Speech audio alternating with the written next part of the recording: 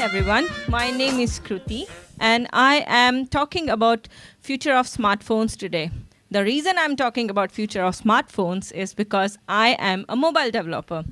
And I have been into this industry since last about 10 years. And I have, over the period of time, I have learned a very big shift in the smartphones industry as well as in the tech industry in general. And that's what I'm going to talk about today.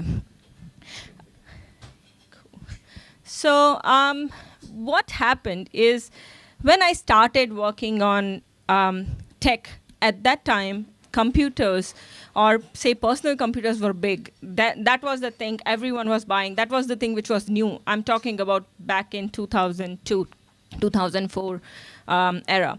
At that time, we didn't have very high-tech smartphones, as every one of you know. As we gradually moved towards, as iPhone launched, Android launched, and everything, the smartphone world has grown massively. And we are like from desktop to laptops to tablets to now we are going towards the smaller and smaller devices. And we are getting very comfortable with them as well. So it's important to talk that how we have grown gradually into this. Along with that, let's talk about some of the softwares. First of all, I'll say a bit about myself. So I came to Australia about 5 years ago, and when I moved here and I was going to apply for jobs and everything, I noticed that there are not many women in tech, and that's where the problem is, I think, so over here. Western world is struggling with that. And that brought me to start my own something where I talk about promoting more women in the industry or encourage more women to get into industry. And that's how I started my YouTube channel called A Woman That Codes, where I talk about careers and bring other women in the industry on my YouTube channel and talk about their experiences, everything. So if you're interested, please subscribe to that channel.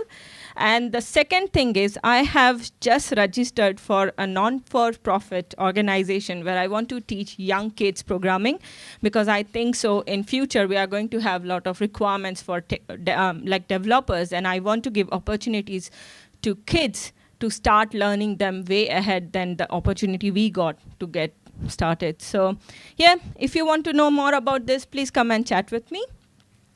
So you can see this slide and you can make out that there is a thing that's going on, that as soon as I wake up in the morning, my house gets, on the button press, I can turn on the switch of my light, like room, or I can turn on the heater, or I can go and, just make my sandwich on the button press. And that's where the world is heading towards. If I want to go to, say, work, we have autonomous cars now. So we just tell our mobile phones that, hey, I want to go to work, and autonomous car will be there to drive us to the location. So all this technology that are evolving, which are like autonomous cars and everything, along with that, there is something which is tightly connected, and that's smartphones. And we neglect that the way smartphones are going, we like the way smartphone world is growing, we are not even aware of it, but that's ruling our world pretty much. So to connect to all these technologies, say, connect to our house, all the lights and everything in our house, connect to our autonomous cars, connect to our office pass, everything. We will need a centralized connection or internet or data connection where we will be able to communicate to all these things very easily. And that is the reason why there are a lot of technologies that are coming up for the internet connection. And one of that is the WiMAX. How many of you here knows about WiMAX? A few. Yeah. WiMAX is a technology which is for the MAN network, which is metropolitan area network. And pretty much this is going to have about 8,000 squares of the range, of which is like a city level of range, and it will be able to connect all of the devices in that area. It's similar to Wi-Fi, but on a very large scale.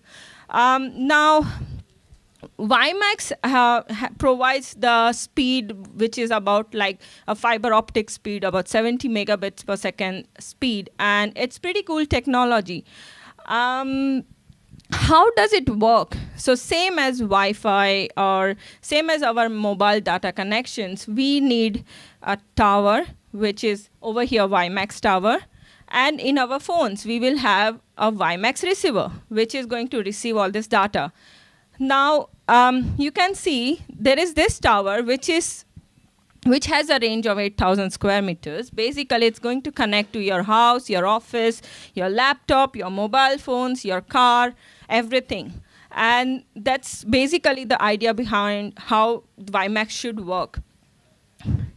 Now, as I said, because why we need that technology in our life, the another reason is cables are pretty expensive.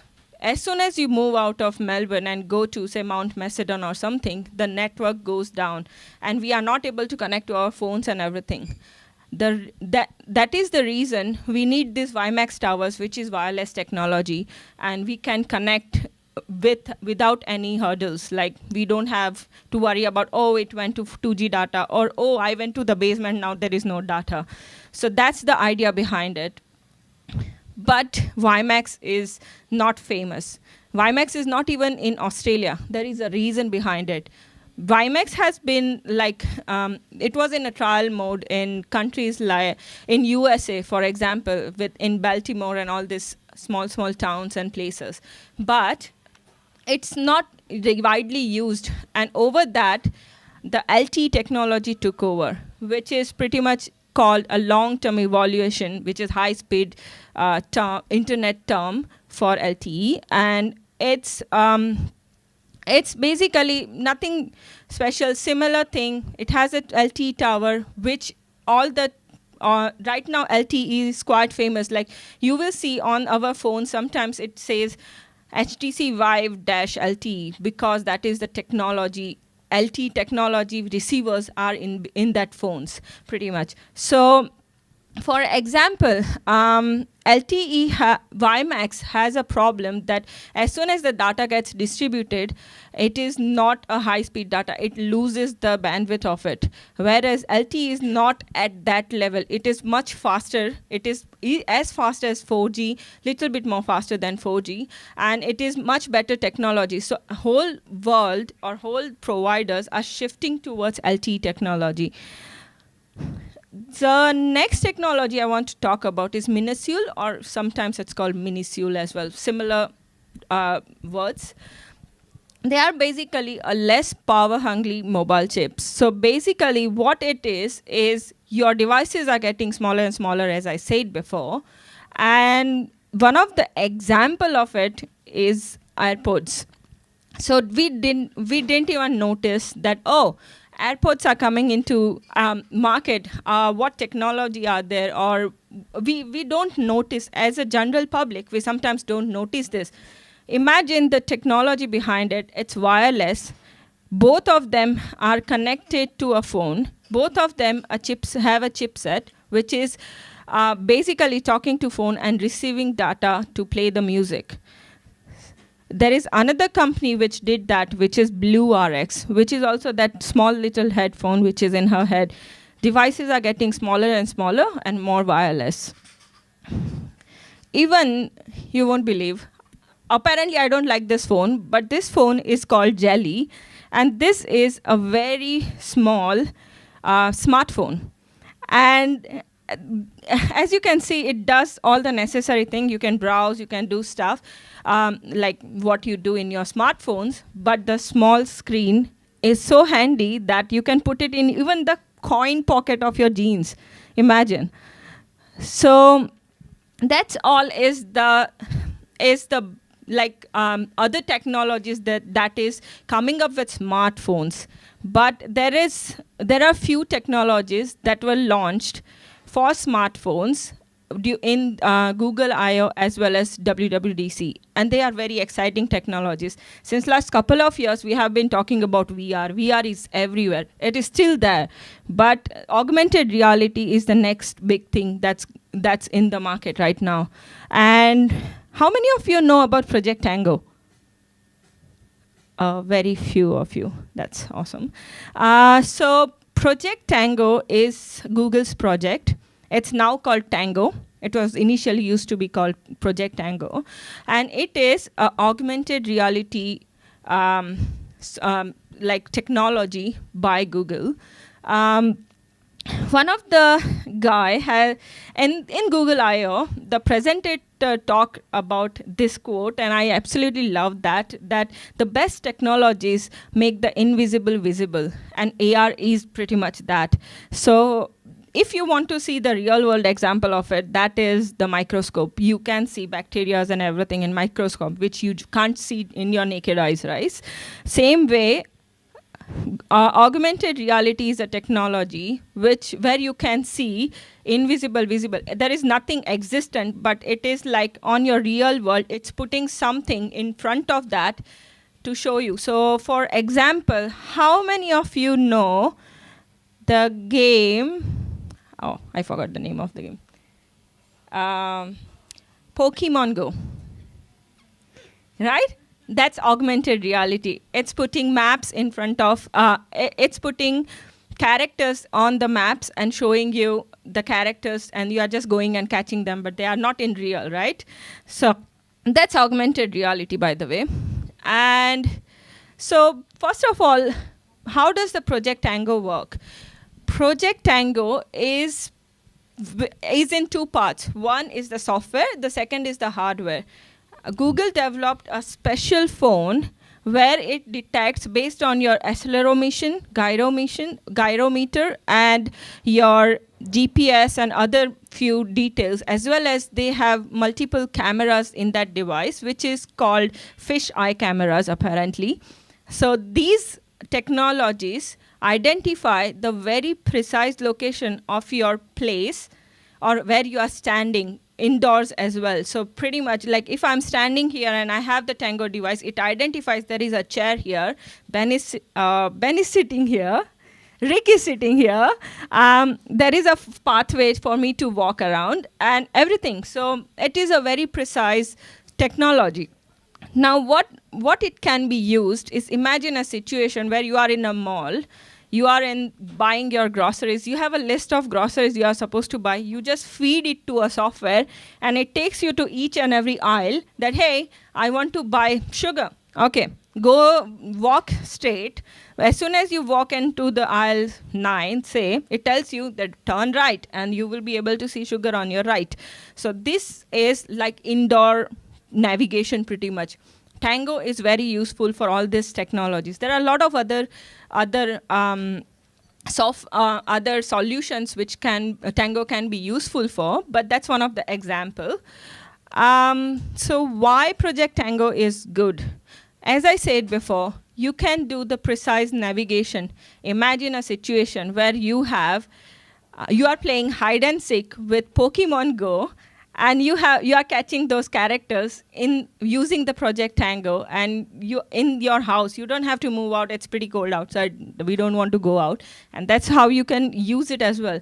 So why we need it is in a lot of real world scenarios, like in education and everywhere as well, we will need Project Tango to investigate and find out, like for example, in doing the operations on Project Tango in 3D view and see what's going on in the operation over operating on a real person, for example. So that's going to be very useful in education side. But as we are all techie people here, we want to know whether it is ready for development or not, whether we can develop anything on this or not. And yes, we can, and no, we can't as well. There are two reasons. Yes, because Project Tango has, Google at Google I/O recently released that we have now three tools to work on for Project Tango. For example, we have Unity 3D, where we can integrate Project Tango's API and work on it. We have Java API and C++ APIs. So pretty much they are ready. We can start developing using them, but there is a condition behind it. Now, Project Tango is also available for Vuforia platform. If you don't know Vuforia, it is for AR, augmented reality platform pretty much, where you can develop augmented reality apps. And it is available for that as well. And I have a video to show you where how Vuforia is using Project Tango in its platform.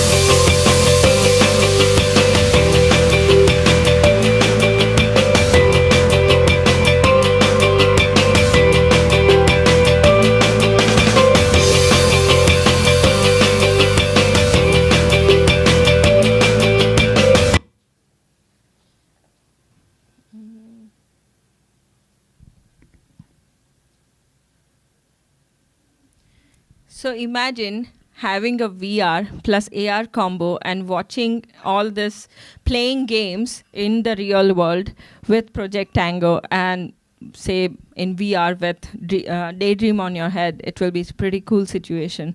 So Anit, huh? Yep, it's up. Yep. So next technology which is supporting Tango as well is the Web AR and Chromium.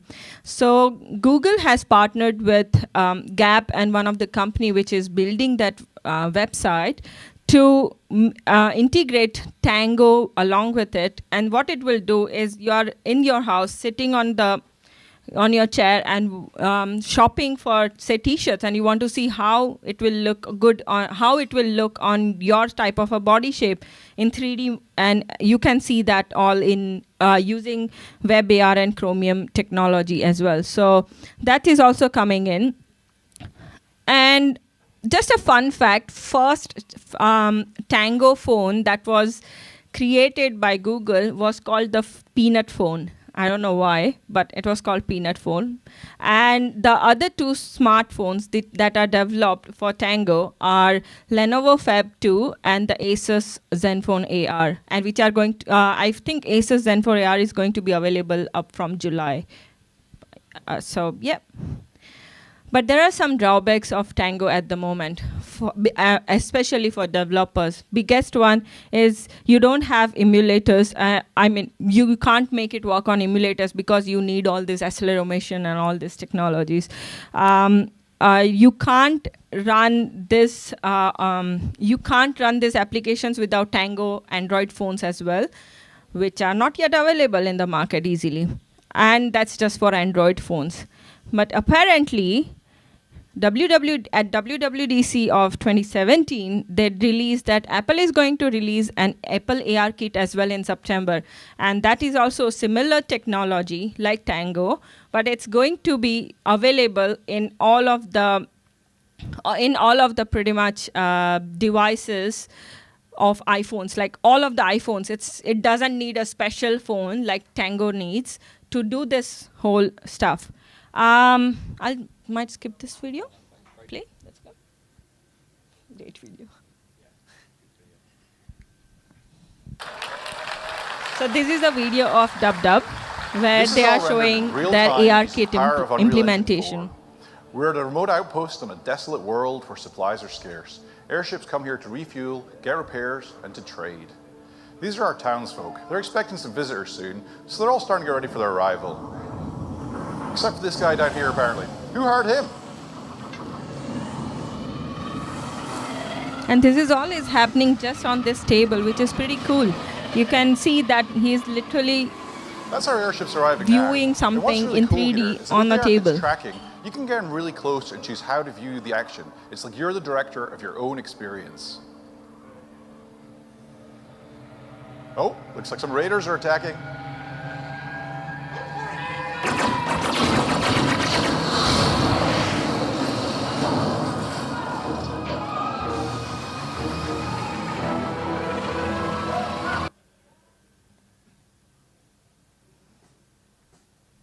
So now you can see that how it all binds together. You have a wireless device which is projecting in 3D to you what, like for example, you are playing a game and you can see all these things in your smartphone itself. You have a wireless headphones which is giving you music or giving you the environment for it. So it's going to be pretty cool next few years to see how this technology grows.